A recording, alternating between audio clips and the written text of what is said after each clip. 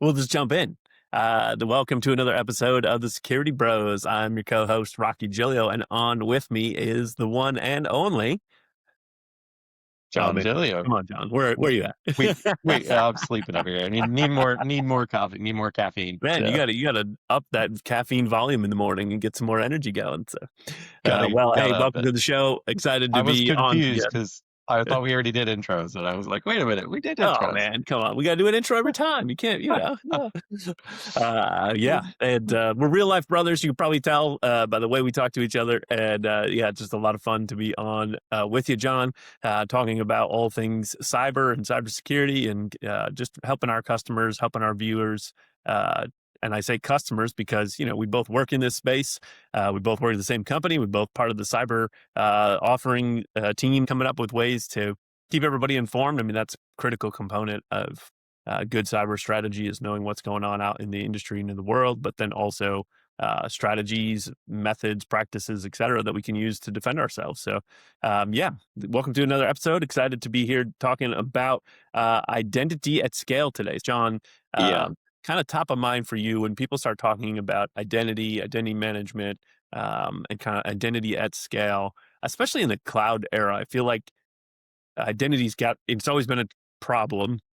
Feels like it's maybe a little bit more of a problem now, especially a lot of these cloud platforms that use service accounts and different things to drive a lot of what they're doing.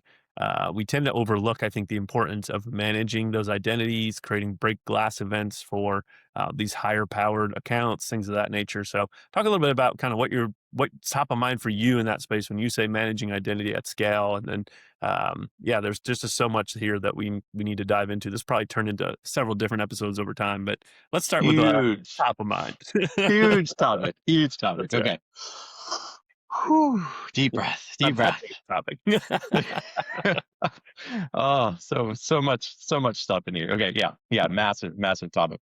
And we're talking about at scale, so that's perfect. So, Yeah. yeah, the first thing that you mentioned there and kind of touched on is identity in the era of cloud, and it definitely does feel like it's gotten worse, and I think that it's just easier to have identity sprawl with the Mhm. cloud. So there's a lot of things that can go wrong. I think when we had it all kind of contained into Active Directory, not that there wasn't over permissive access and things Yeah. like that were rampant That's in a whole Active Directory episode in environment. itself. Do we get rid of Active Directory and when? Right. Yeah, that was always the conversation there. It was like, can we get rid of this thing? It's crazy. It's hard to manage. There's permissions everywhere. And so that problem, unfortunately, hasn't gone away. It kind of just got a little bigger Yeah. because usually when we're talking to an organization that has Active Directory, they haven't necessarily gotten rid of it. They kind of just extended it into a cloud-based identity system in a lot of cases. Not all. Some have gotten rid of it, but then you end up with another identity system, and you still usually have identity sprawl. Yeah. Whenever we go in, we start talking to a customer about identity and this problem and kind of uncovering and peeling back some of the layers, we almost always find that there is over permissive access in all kinds of different places. So it's still a huge problem. There's still identity sprawl, there's permission sprawl. And like I said, cloud has kind of made that almost more difficult because it's super easy to provision things in the cloud, which is great. But it's also super easy to over provision access because there are so many different services, so many different options and things available in the cloud. Sometimes it's hard to know how to make something work, and that's often what we find is either someone has provisioned something and just accepted the defaults, which are almost always over permissive, or something wasn't working and there's so many roles. I mean, talking thousands upon thousands upon thousands of roles and permissions and variations of such, even in the predefined roles or, the roles that the cloud provider gives you. Those are, there's thousands of permissions inside of those. Yeah. So you're trying to troubleshoot something, or you're kind of banging your head on your keyboard, like, why is this thing working? And you give, the God mode permission, right? Editor, owner, whatever that might be for your particular cloud provider, and then things start working. It's like, okay, great. don't touch it. It works.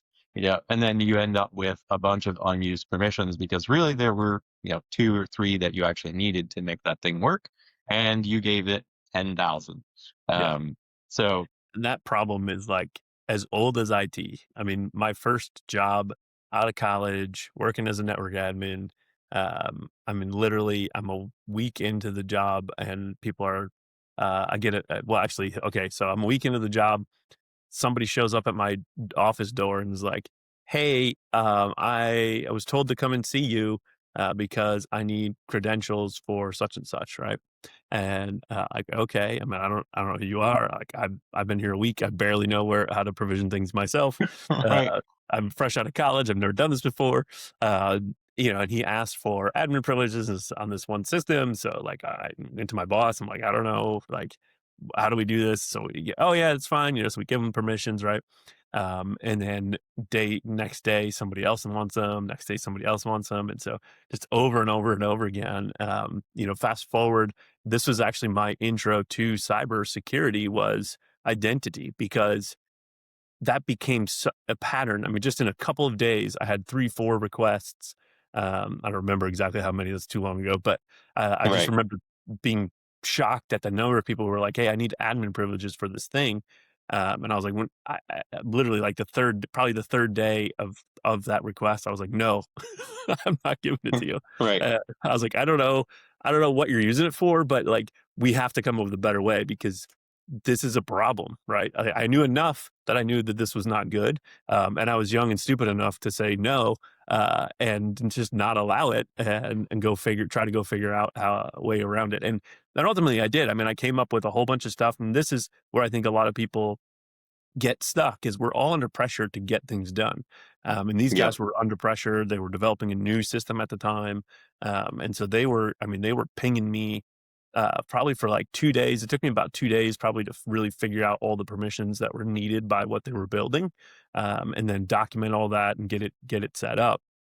And then, of course, I had to learn as well. So, I mean, I probably didn't sleep for like 2 days straight learning about identity and Directory identity and how to set up management accounts, all this kind of crazy stuff. But Yeah. that opened my eyes to the scale of this problem. Because a few Yeah. weeks later, somebody shows at my desk and says, "I'm a new hire. I don't have credentials." And I'm like, "Who are you?" And so I had to like, I don't know what to do here. Somebody's telling me they're a new hire. I mean, I guess you're a new hire. You're here. You got a key card.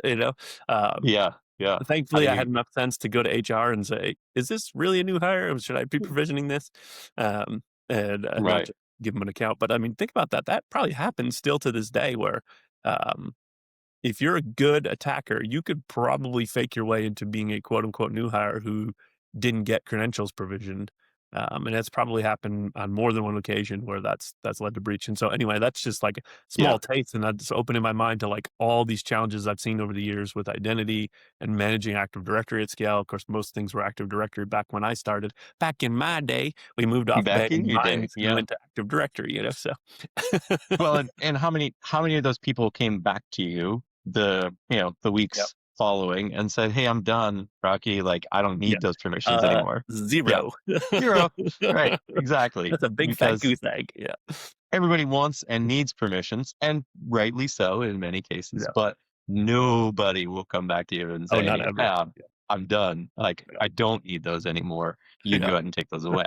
So yeah, Yeah. taking candy away is always way, way harder, Well, and and the thing that it's nobody thinks about.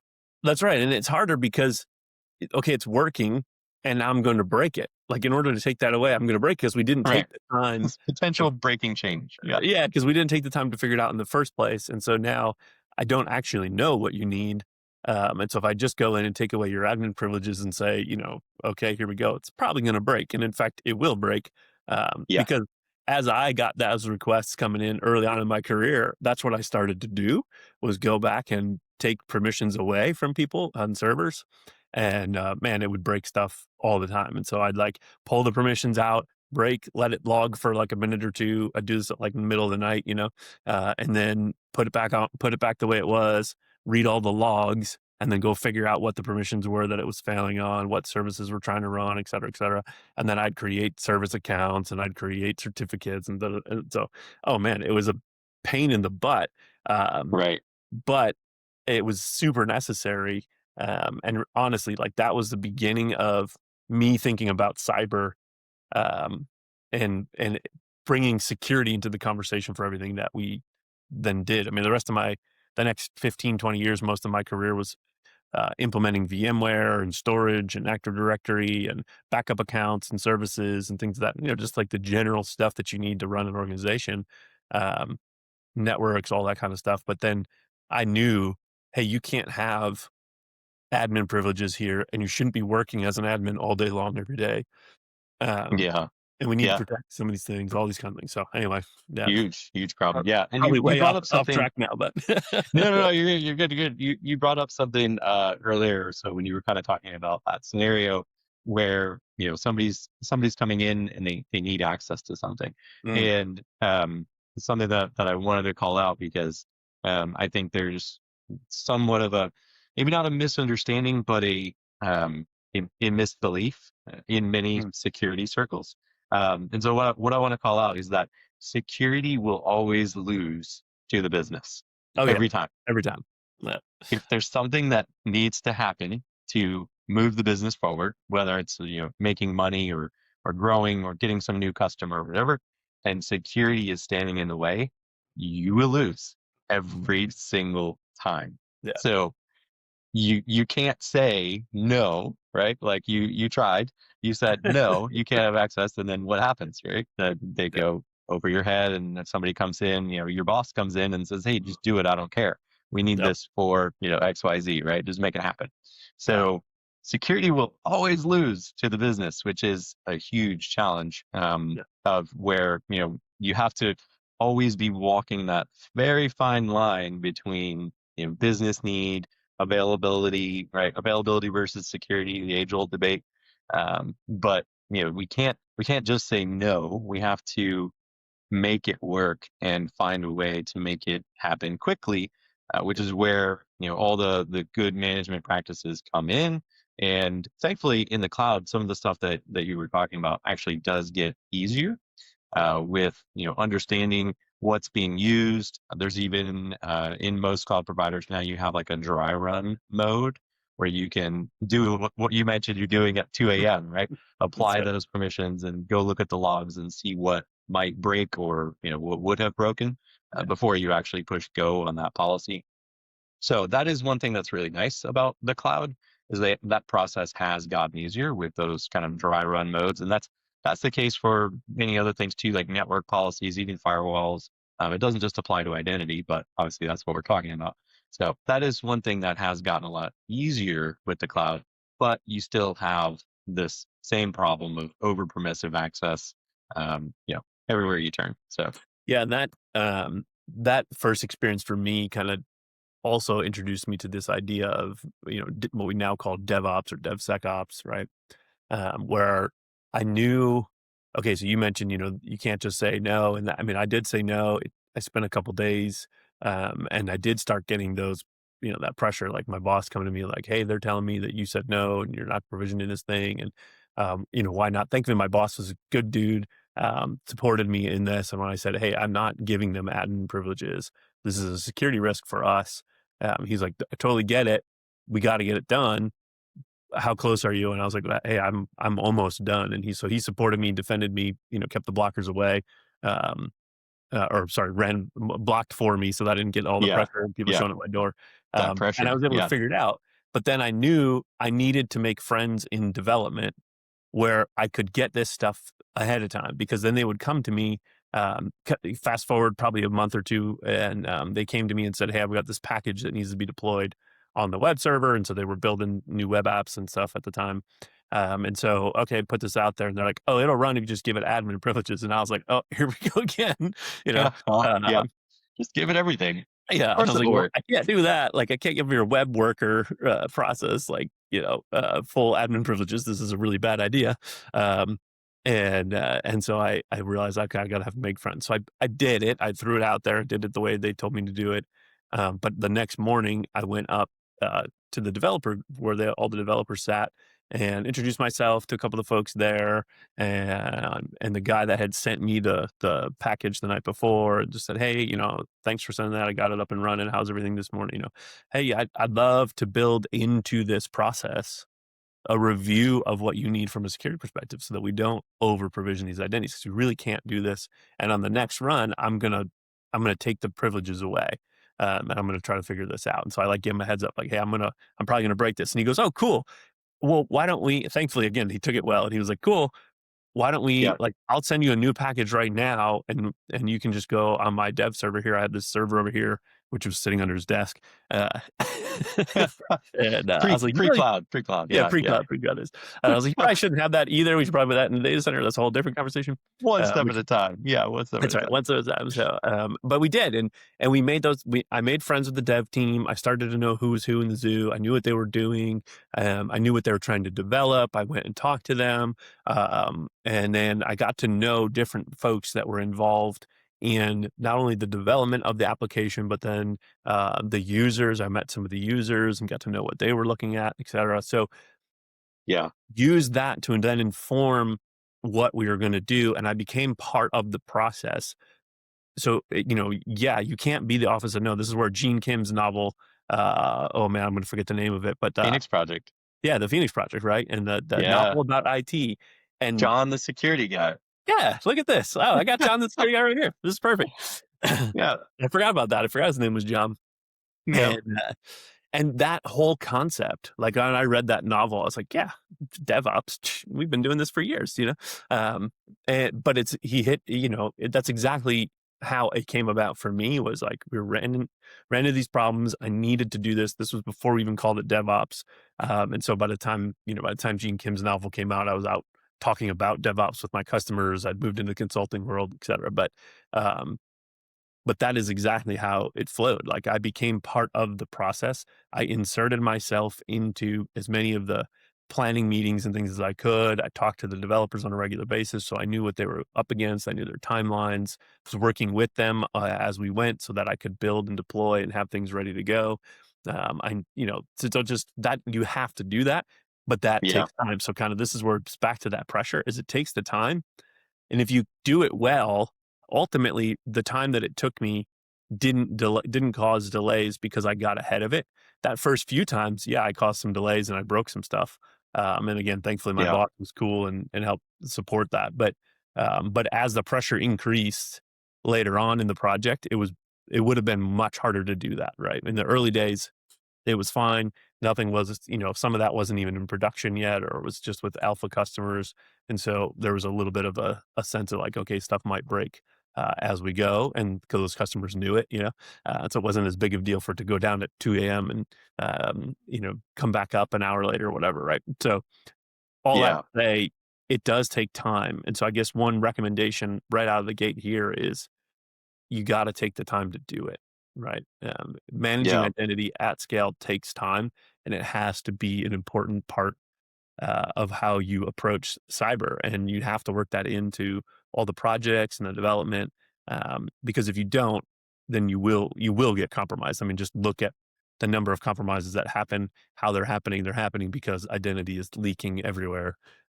People are phishing. Phishing's still the number two threat globally. Misconfiguration is the other one, and identity crosses into both of those areas because Yeah. misconfiguration of your identity management leaves things open, over provisioned accounts, et cetera. That's all misconfiguration.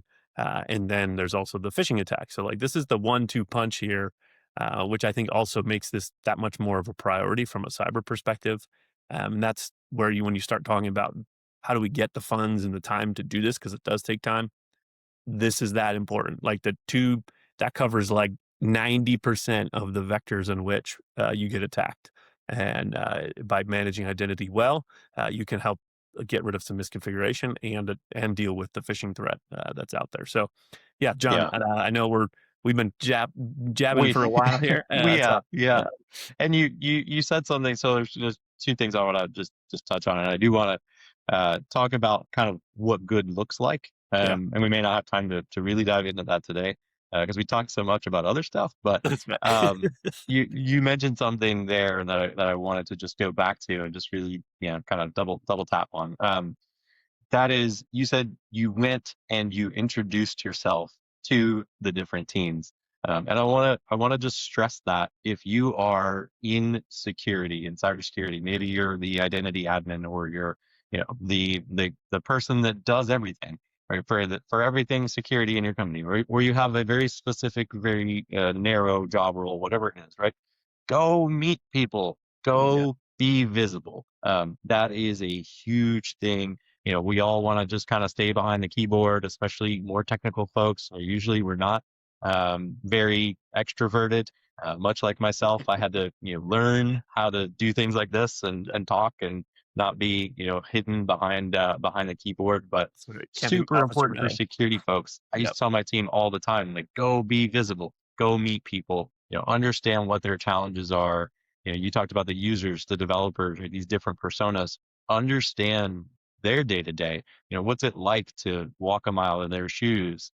It will help you so much when it yep, comes to the security conversations, and really understanding how to, think about things from someone else's perspective, how to craft and design solutions that work and that work well for everyone, that won't get you a bunch of pushback.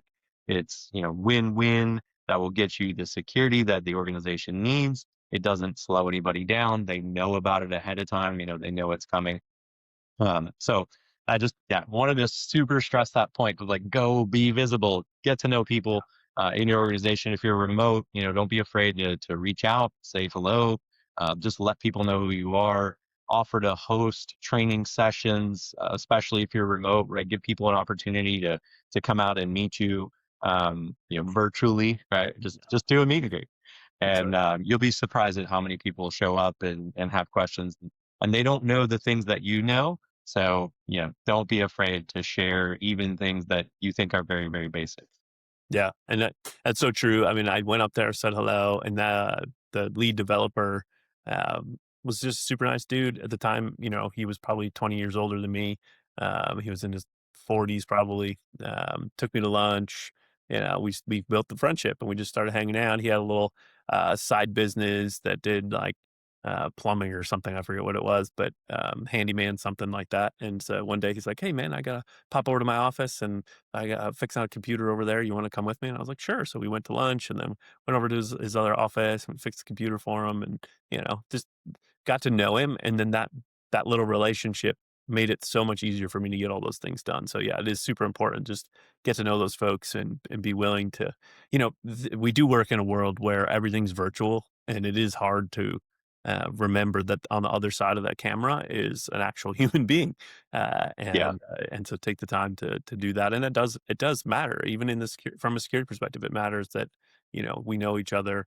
I mean, we talked about in the first episode, we talked about um, just the problem of validating who's who and like getting to know people, and is that really John on the other side? And so how do I do that? Well, one of the surest ways to do that is get to know John, and Yeah. make sure that he's real, and by having real conversations, and beyond just whatever the task is for the day, will make it that much better and easier for me to know and validate that he is who he says he is. So yeah, I guess Yeah. let's wrap it there for the It's day. a it's a team it's a team sport. I'm not gonna let you wrap it. Ha ha. I'm Oh, gonna come keep on, man.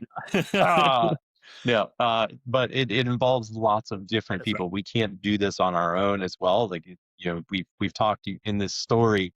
You mentioned multiple different departments: HR, development, right? IT, admin, security. All these different departments have to come together, and all of these things have to work together to really make a good identity system at scale. And again, I wanna get into that and talk Yeah, more about what good looks like yeah, in a future episode. But yeah, it requires everybody working together yeah. to really make this successful.